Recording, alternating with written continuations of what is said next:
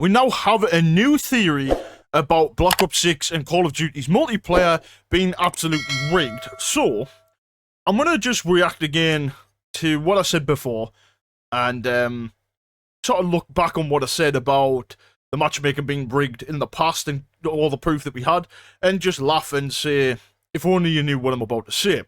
So, make sure you stick around in the video, because I'm about to get into this, and I'm going to get there, right? I'm going to get there. But first, we need to talk about why this is important, okay? First things first, about recent events. Black Ops 6 is going to get Verdansk back, with Warzone, obviously, in the next few days. Now, people are excited, people are like, oh, I'm looking forward to it. Biggest problem, okay? Biggest problem. It's not going to be that great. We all know this. I think everyone's coming to terms with that. It's not going to be like the original. It's not going to be blah, blah, blah. They're doing it for nostalgia because COD's down so bad, they're putting every egg in that basket. Now, that's not the worst thing, because we know the map itself plays good.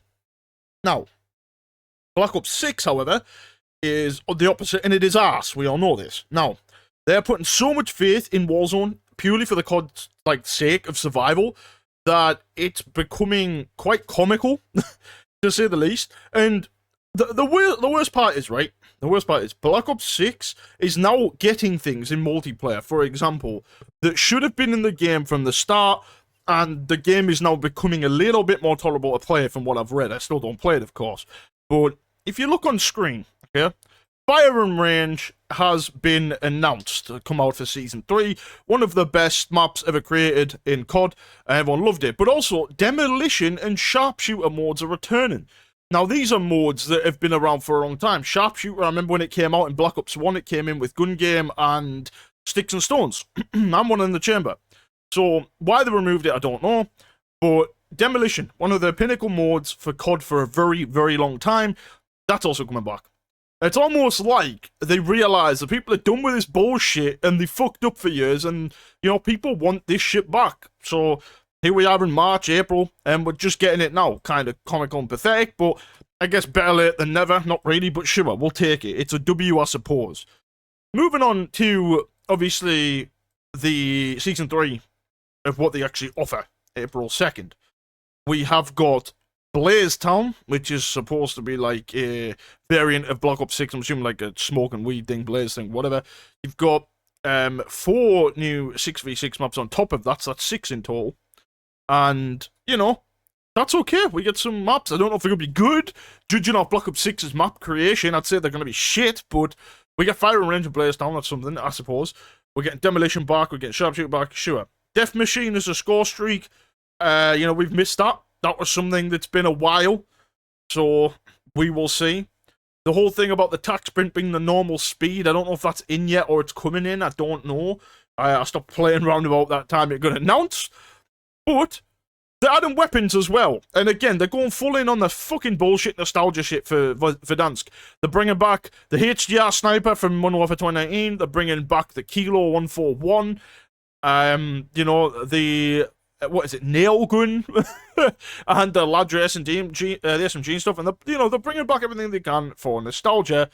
And personally, you all know where I stand on it. The game is fucked. The game is arse. They keep saying on Twitter they're banning all these cheating operations, and what they don't realize is a lot of these companies go and get Russian servers and stuff and do all this and make a new company and sell the cheats and make new sites. Like, it's not that simple. Unless you have a good enough anti-cheat, which we all know COD doesn't. Yeah, it's rough, dude. It's rough. But that's for the Season 3. That's what's coming soon. And, you know, it's a little bit better than what I thought it was going to be. Is it the pinnacle of be-all and end-all? Obviously not. It's still kind of lackluster because the game is still in a shit state. However, on screen right now, I'm looking at this thing I saw by Charlie Intel or something, which is like basically a camo situation for your guns. And it just looks a lot more neat. It looks, you know, where you can see what guns have what camos. I kind of like it, I can't lie. But again, they're adding this in nearly April. It'll be April when it comes out, probably. Which clearly shows that they know now where their mistakes have been and they should have changed more things and done this and that. And it's took them nearly 4 months or 5 months, whatever, to do so. And it's quite embarrassing, to say the least. It really is. But here's the moral of the story. Okay, here's the part where we're gonna get nitty gritty. So buckle your damn fucking seatbelts. This is what you're coming for. With the part of this shit is crazy. Let me get to it. So, back to my boy Prime Pete. Watched another one of his videos because the guy's a genie, as I always say. The guy's a genius. And yeah, very interesting. He watched the interview, which I did actually cover a while ago. I did bits of it about that Charlie Olsen talking about COD and skill-based matchmaking. He invented the first sbmm, skill-based matchmaking system. And he basically goes on to say about there is a 3-bucket system. And how that means is each player group has a bucket in it. So you've got like the casual, the medium, and the pro level, like whatever. That's if you put it in layman's terms or simple terms. But basically how it works is they have multiple matchmaking systems in play. So when you search for a game, it is so different every single time. That's why the searching and the matches feel so different every time for most people. But you are put in a bracket by how engaged you are and how you play. So what I mean by engaged is if the game and the algorithm thinks you're going to quit the game, it obviously puts you in an easier lobby. We've already established that and come to terms with that. However, going off this video of Prime Pete, I'm going to let you watch it real quick, just a snippet. Tell me this shit is, like, not crazy to me. Like, to anybody. Like, this it's crazy. Watch this. Watch. But wait, Activision has admitted in a live presentation to reading your player engagement state and simulating matches in order to predict whether you stay engaged or not. So despite using volatile MMR, engagement is still obviously measured. But why? If EOMM isn't a thing and engagement isn't used in the matchmaking, why is the engagement state clearly measured? Well, my one speculation is that it is used to measure the risk of you quitting the game, otherwise known as the churn risk, and it uses this measurement in order to decide which bucket to place you into. If you're not engaged, an easier match in the skill bucket may help with that. If you're engaged but not spending money, maybe you play with the high skill players. If you're super engaged and there's a chance you spend money, then the game will place you into the advertising bracket, where according to this patent, you're matched with better players who own skins in order to encourage you to spend money on the game. Or if you've bought skins, the game likely tosses you into the advertising bucket as a walking ad in order. You tell me, what do you think? For example, right? If you're buying skins and you're getting deliberately put in that bucket, that advertising bucket, which is showing people who might be more inclined to buy skins, you know, that by judging off their past transactions and stuff, then you're getting thrown in that. That's because you're literally just a commercial to them. You're an advert. You're getting thrown in. Okay? Crazy.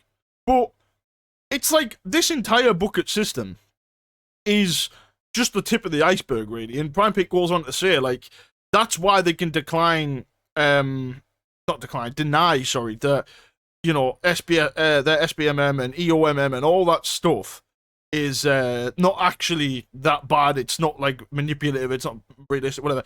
Because that's not even the case of what they're using. They have bits of that in there, and that's part of it, which is literally what Charlie also says, because that's part of it, and then deflects the questions. It's purely because they have their own bucket system, this entire new system that basically dictates where the players go. So, you know, it's not like, to quote Prime Pete, it's not EOMM as such, and it's not MMR based. MMR is where you gain 15, lose 15, whatever, like Rocket League, or like, I suppose, rank play even. But if you use what it's actually meant to be about in COD, how they use it, is if a player is playing well, and they're in that top bracket, like they're a pro level player, whatever, even if they have a really shit game, their actual, like, ability, their skill level rating doesn't drop that much. But if you're a really bad player and have a great game, it doesn't jump up that much. And what that means is it's trying to balance it out judged on their long-term stuff, not over just like 1 or 2 games. So technically we were wrong about the whole thing, oh, if you have 1 or 2 bad games, you get put in each lobby. That isn't technically true. It is if you do it over time, obviously, of course it is. But realistically, game to game, even if you have a really good game, from what this means, it means that you don't just get put in an easy game the next game, or the game is easier at all. It's just basically saying, oh, okay, well done.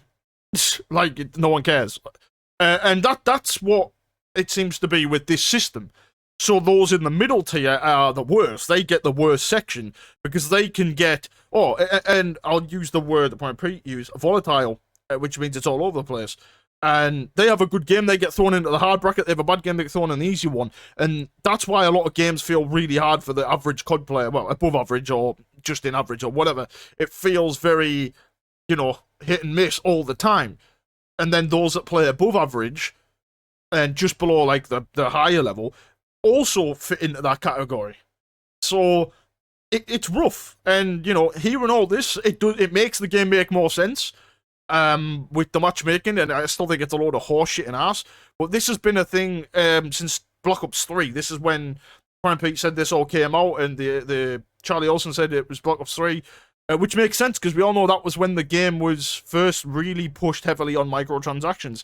So that does check out in a way, but it's just crazy to me to sit and realize that this 3-bucket system is the reason that our matchmaking is so ballsed up and put into a blender instead of it being like it was back in the day. It just seems like a waste of, I guess what you could say, ability to put the game together properly, I guess, is how I would word that. And yeah, I don't know, man. It's just kind of funny to me that we're still having issues with matchmaking day to day because people don't like the game. They don't like the matchmaking. They haven't liked the matchmaking for so long. But it just seems like it gets worse near enough every year.